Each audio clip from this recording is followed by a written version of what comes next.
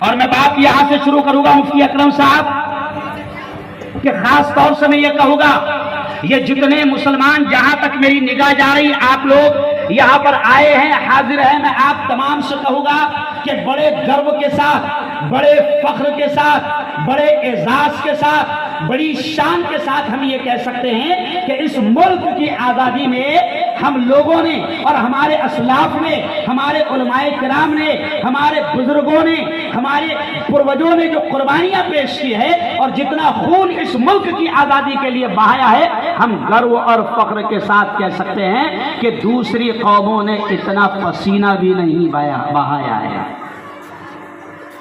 اگر آپ تاریخ پڑھیں گے، صرف میں ہلکی سی جھلکیاں پیش کر رہا ہوں کہ اگر آپ تاریخ پڑھیں گے تو آپ کو تاریخ کے اوراق میں یہ بات کھل کر ملے گی کہ دلی کے لال قلعے سے لے کر کراچی اور لاہور، پاکستان کے ان شہروں تک کوئی پیڑ ایسا باقی نہیں تھا، کوئی درخت ایسا باقی نہیں تھا، کوئی پیڑ ایسا باقی نہیں تھا کہ جہاں پر ہمارے علماء کی لاشیں نہ لٹکی ہو۔ نعرہ تکبیر، نعرہ تکبیر، علماء ہند۔ تاریخ میں صاف طور سے لکھا ہے کہ دلی کے لال قلعے سے لے کر لاہور اور کراچی کی سڑکوں تک علماء کرام کی لاشیں درختوں پر جھول رہی تھی، پیڑوں پر جھول رہی تھی۔ اس لیے کسی شاعر نے کہا ہے کہ اسی لیے بہت صاف طور سے کسی شاعر نے کہا ہے کہ وہ کلیاں بھی ہماری تھیں، گلے تر بھی ہمارے تھے۔ وہ کلیاں بھی ہماری تھیں، گلے تر بھی ہمارے تھے، چمن میں ہر طرف بکھرے ہوئے پر بھی ہمارے تھے، اور حد دہلی سے لے کر سرحد لاہور تک ساحل ہزاروں پیڑ پر لٹکے ہوئے سر بھی ہمارے تھے۔ بہت خوب۔ لیکن آج کیا دیکھ رہے ہیں ہم لوگ کہ مسلمانوں کے بلیدان، مسلمانوں کی قربانیاں اور مسلمانوں کے یوگدان اور علماء کرام کی قربانیوں کو تاریخ سے مٹایا جا رہا ہے، ہسٹری سے ختم کیا جا رہا ہے۔ آج جھوٹے لوگ جو ملک میں جو انگریزوں کے تلوے چاٹ رہے تھے، انگریزوں کی غلامی کر رہے تھے اور انگریزوں کے وفادار غلام بنے ہوئے تھے، آج ہم ملک میں دیکھ رہے ہیں کہ ایسے تمام لوگ، ان کے ہاتھ میں میڈیا آ گیا، ان کے ہاتھ میں چینل آ گئے، ان کے ہاتھ میں اخبارات آ گئے، ان کے ہاتھ میں قلم آ گیا، تو وہ ہمارے بزرگوں، ہمارے اسلاف، ہمارے پرکھوں اور ہمارے علماء کرام کی قربانیوں کو توڑ مروڑنے کی کوشش کر رہے ہیں۔ لیکن میں ایسے بھی تمام لوگوں سے کہتا ہوں جو ہماری تاریخ کو مٹانے کی کوشش کر رہے ہیں، میں ان سے بھی کہتا ہوں کہ تیرے بدن سے نہ تیری آستین سے آئے گی، تیرے بدن سے نہ تیری آستین سے آئے گی، ہم ہی شہید ہوئے ہیں، ہم ہی شہید ہوئے ہیں، ہم ہی سے آئے گی۔ بدل رہے ہو جو تاریخ تو بدل ڈالو، بدل رہے ہو جو تاریخ تو بدل ڈالو، ہمارے خون کی خوشبو زمین سے آئے گی۔ دوبارہ ارشاد۔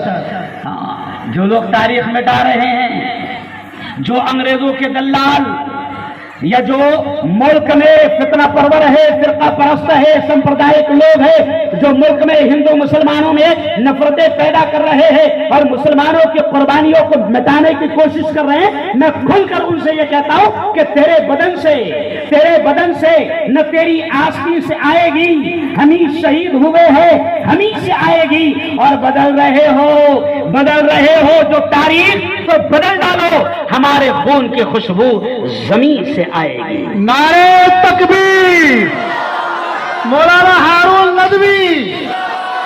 میرے بھائیوں، میں مسلمانوں سے بھی کہہ رہا ہوں کہ اپنی تاریخ پڑھو، اپنے علماء کرام کی قربانیوں کو پڑھو۔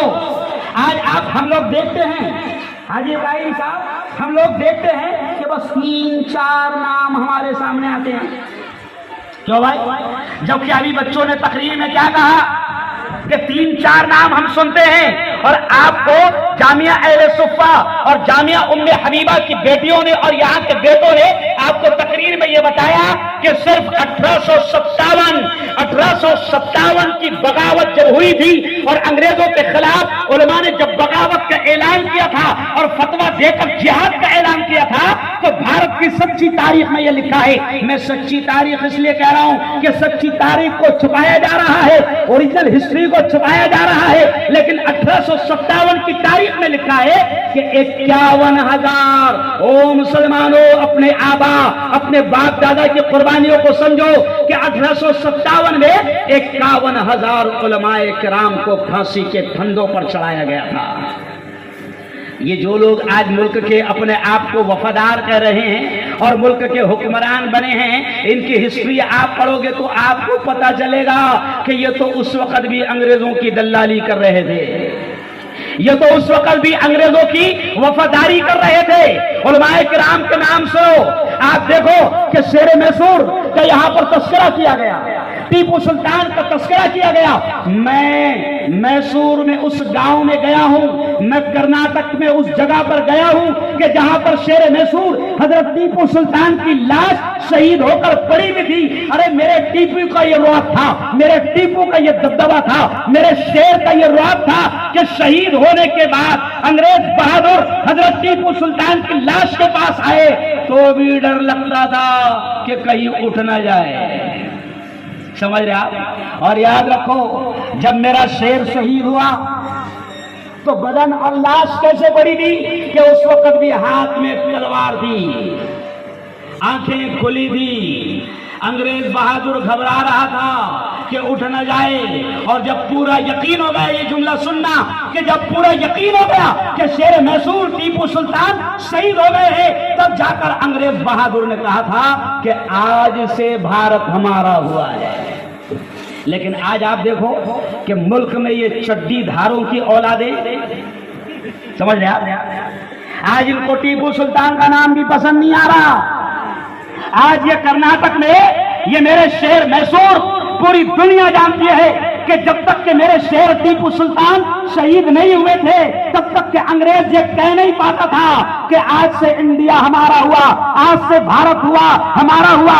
ٹیپو سلطان کی شہادت کے بعد یقین کے ساتھ اس نے کہا تھا کہ آج سے بھارت ہمارا ہوا ہے. لیکن آج ملک میں ایسے غدار اور انگریزوں کی ڈی این اے کی اولادیں آج بھی ملک میں ایسی ہے کہ جن کو ٹیپو سلطان کا نام بھی پسند نہیں آ رہا ہے, جن کو اورنگزیب کا نام پسند نہیں آ رہا ہے.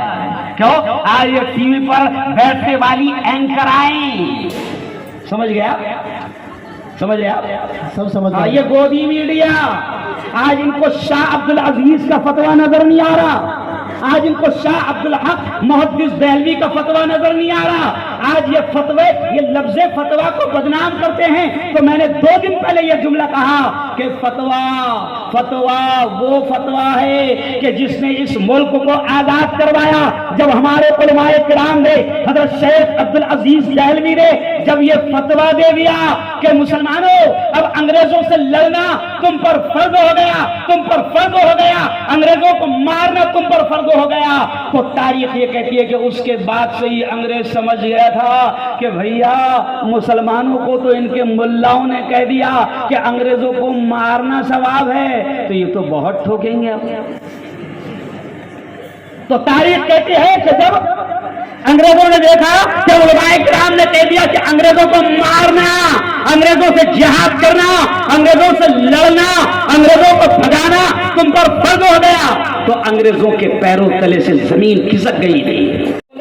کہ جن کے باپ دادا انگریزوں کے غلام بنے ہوئے تھے اور وعدہ معاف گواہ بنے ہوئے تھے, انگریزوں کی دلالی کر رہے تھے اور انگریزوں کی چوتیاں صاف کر رہے تھے, آج وہ بالکل سینہ ٹھوک کر کہتے ہیں کہ یہ تمہارا ملک نہیں ہے.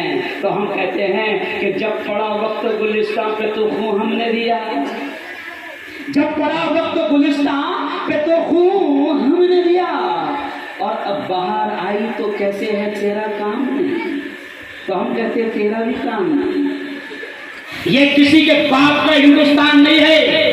راحت اندوری نے ایک شعر کہا تھا کہ سبھی کا خون ہے شامل, راحت اندوری نے کہا تھا کہ سبھی کا خون ہے شامل یہاں کی مٹی میں, سبھی کا خون ہے شامل یہاں کی مٹی میں, किसी के बाप का हिंदुस्तान थोड़ी है। बहुत खूब। क्यों? और आप जो लगा रहे हैं मैं उनसे भी कहता हूँ, समझ आप, जो भगवा आतंकवादी टोला है मैं उससे भी कहता हूँ कि बेटा आग लगा रहे हो तो राहत इंदौरी ने ये भी कहा था कि लगेगी आग तो आएंगे घर कई सदमे, लगेगी आग तो आएंगे घर कई सदमे। यहाँ पे सिर्फ हमारा मकान थोड़ी है। बहुत खूब। अगर आज आग लगा रहे हो मुल्क में तो तुम्हारे घर तक भी आग आएगी। तो खैर मैं इतना कहूँगा कि जामिया अहले सुफ़ा, जामिया उम्मे हबीबा, इन प्यारे बच्चों ने, इन प्यारी बेटियों ने बहुत अच्छा प्रोग्राम पेश किया। यहाँ तक कि आखिर में तो बेटियों ने मैं फलस्तीन हूँ वाली नज़म भी पेश की। यानी गोया कि बेटियों ने इशारा कर दिया, बेटियों ने इशारा कर दिया कि जैसे इस मुल्क पर हमने कुर्बानियां देकर आजाद करवाई, ऐसे ही हमारा क़िबला अव्वल, हमारा बैतुल मुक़द्दस, जहां पर आदम से लेके मोहम्मद सल्लल्लाहु अलैहि वसल्लम तक तमाम नबियों ने हमारे नबी के पीछे मेराज के वक्त में नमाज पढ़ी है। आज वो क़िबला अव्वल, वो बैतुल मुक़द्दस आज दुनिया के सबसे बड़े आतंकवादी यहूदियों के हाथ में है। तो इंशाअल्लाह जैसे इस प्यारे मुल्क भारत को आजादी नसीब हुई, जोर से कहना इंशाअल्लाह फलस्तीन को भी आजादी नसीब होगी। इंशाअल्लाह, इंशाअल्लाह, जोर से कहो इंशाअल्लाह, इंशाअल्लाह। अब आखिरी पैगाम सुन लो, मुल्क आजाद हो गया, समझ रहे आप, लेकिन एक बच्चे ने तकरीर किया ना कि भैया ये आजादी कैसी, ये आजादी कैसी, ये आजादी कैसी कि जहां पर भुखमरी आम हो गई, ये आजादी कैसी कि जहां पर बेरोजगारी आम हो गई, ये आजादी कैसी कि जहां पर जहालत आम हो गई, ये आजादी कैसी कि जहां पर नफरत आम हो गई। तो आज दानी लिमड़ा वालों, ओ अहमदाबाद वालों, ओ जामिया अहले सुफ़ा के मेरे प्यारे बच्चों, ओ जामिया उम्मे हबीबा की मेरी बेटियों, आज तय कर लो कि एक बार हम फिर इस प्यारे मुल्क को नफरतों से आजादी दिलाकर रहेंगे। क्यों? इंशाअल्लाह, इंशाअल्लाह। क्यों? आज मुल्क में नफरतें फैल गई है क्योंकि विकास नहीं हुआ ना, विकास मिल ही नहीं रहा। तो मैंने एक जुमला कहा था अहमदाबाद में, एक मतलब आया था कि विकास होगा तू घर पर तो रहे, नहीं समझे आप, सत्यानाश हो गया। जब तू घर पर नहीं है तो विकास पैदा कहां से होगा, समझ आप।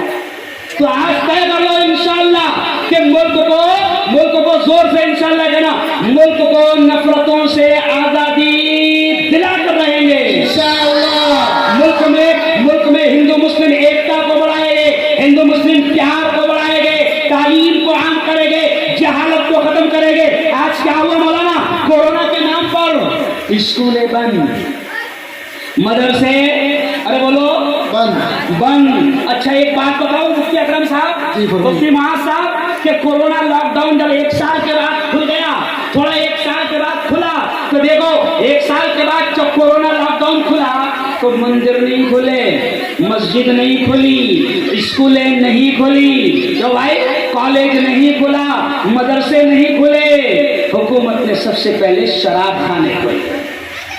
तो आपको लगेगा कि हुकूमत के नजदीक सबसे ज्यादा बेवड़े कीमती है, सही है। हाँ है बेवड़ों की कदर है हुकूमत के पास, क्योंकि करोड़ों रुपए कहां से आएगा, अरे बोलो ना भाई, यहीं से आएगा। लेकिन मैं मुबारकबाद देता हूँ मुफ्ती महाज, मुफ्ती अकरम, पूरी टीम को।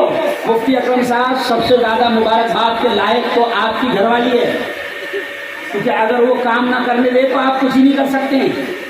घरवाली का इतना पावर होता है कि एक शख्स ने उसके टेंशन में घर छोड़कर भाग गया, भी नजम सुने ना, समझ लिया। तो आपकी घरवाली का कमाल है, मैं उसको मुबारकबाद देता हूँ, हमारी उस बहन को मुबारकबाद देता हूँ कि याद रखो कि मुल्क में कोरोना के नाम पर शराब खाने खुल गए, मंदिर नहीं खुले, मस्जिद नहीं खुली, स्कूल नहीं खुले, मदरसे नहीं खुले, कॉलेज नहीं खुले, लेकिन मुफ्ती अकरम साहब को सलाम, उन्होंने अल्लाह और अल्लाह के रसूल की तालीम को बंद होने नहीं दिया। नारे तकबीर, मौलाना हारून नदवी, मुफ्ती मोहम्मद अकरम साहब। आइए आखिरी बात सुन लें, क्या आप, लेकिन एक बच्चे ने तकरीर किया ना कि भैया ये आजादी कैसी, ये आजादी कैसी, ये आजादी कैसी कि जहां पर पर भुखमरी आम हो गई, ये आजादी कैसी कि जहां पर बेरोजगारी आम हो गई, ये आजादी कैसी कि जहां पर जहालत आम हो गई, ये आजादी कैसी कि जहां पर नफरत आम हो गई। तो आज दानी लिमड़ा वालों, ओ अहमदाबाद वालों, ओ जामिया अहले सुफ़ा के मेरे प्यारे बच्चों, ओ जामिया उम्मे हबीबा की मेरी बेटियों, आज तय कर लो कि एक बार हम फिर इस प्यारे मुल्क को नफरतों से आजादी दिला कर रहेंगे। क्यों? इंशाअल्लाह। इंशाअल्लाह। क्यों? आज मुल्क में नफरतें फैल गई है क्योंकि विकास नहीं हुआ ना, विकास मिल ही नहीं रहा। तो मैंने एक जुमला कहा था अहमदाबाद में, एक मतलब आया था कि विकास होगा तू घर पर तो रहे, नहीं समझे आप? सत्यानाश हो गया। जब तू घर पर नहीं है तो विकास पैदा कहां से होगा? समझ लिया? तो आज तय कर लो इंशाअल्लाह कि मुल्क को जोर से इंशाअल्लाह कहना, मुल्क को नफरतों से आजादी दिला कर रहेंगे इंशाअल्लाह। मुल्क में हिंदू मुस्लिम एकता को बढ़ाएंगे, हिंदू मुस्लिम प्यार को बढ़ाएंगे, तालीम को आम करेंगे, जहालत को खत्म करेंगे। आज क्या हुआ मौलाना? कोरोना के नाम पर स्कूलें बंद, मदरसे अरे बोलो बंद। अच्छा एक बात बताओ मुफ्ती अकरम साहब, जी, बोलिए। मुफ्ती महाज साहब, कि कोरोना लॉकडाउन जब एक साल के बाद खुल गया, थोड़ा एक साल के बाद खुला, तो देखो एक साल के बाद जब कोरोना लॉकडाउन खुला तो मंदिर नहीं खुले, मस्जिद नहीं खुली, स्कूलें नहीं खुली, जो भाई कॉलेज नहीं खुला, मदरसे नहीं खुले, हुकूमत ने सबसे पहले शराब खाने खोले। तो आपको लगेगा कि हुकूमत के नजदीक सबसे ज्यादा बेवड़े कीमती है। सही है। अकरम साहब, मुफ्ती महाज साहब, मैं आप तमाम को मुबारकबाद देता हूँ कि ठीक है आपने एक झलक तो यहाँ पर पेश की। हम सारी चीजें तफसील से बयान नहीं कर सकते, लेकिन मैं इतना मुसलमानों से भी कहूँगा कि अपनी तारीख को पढ़ो। एक अंग्रेज मौर्ख लिखता है, सिर्फ 2-3 वाक़या सुनाकर मैं बात खत्म करूंगा कि एक अंग्रेज मौर्ख लिखता है कि एक दिन मैं अपने खैमे में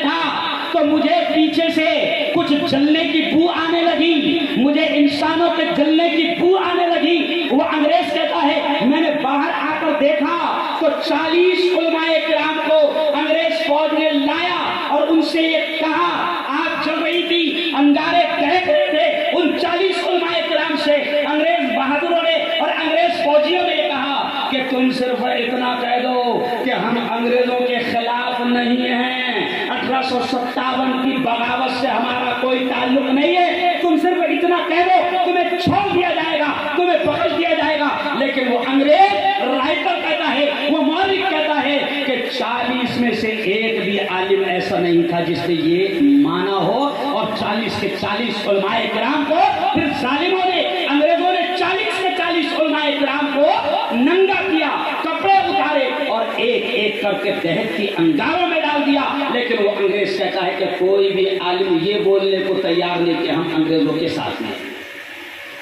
और जो लोग आज हमको ताने देते हैं ये पहले भी अंग्रेजों के साथ में थे, आज भी अंग्रेजों के साथ में। और एक जुमला सुन लो, एक अंग्रेज कहता है कि हमको इंग्लैंड से टेलीग्राम आया, उस वक्त व्हाट्सएप नहीं था, समझ गया?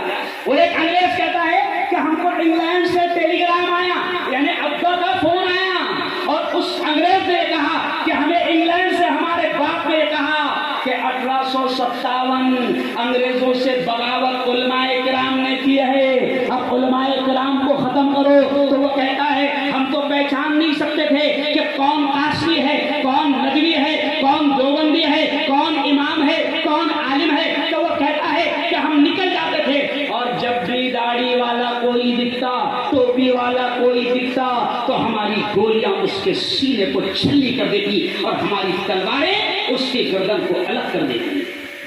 अब आगे सुनना कितना खतरनाक जुमला है।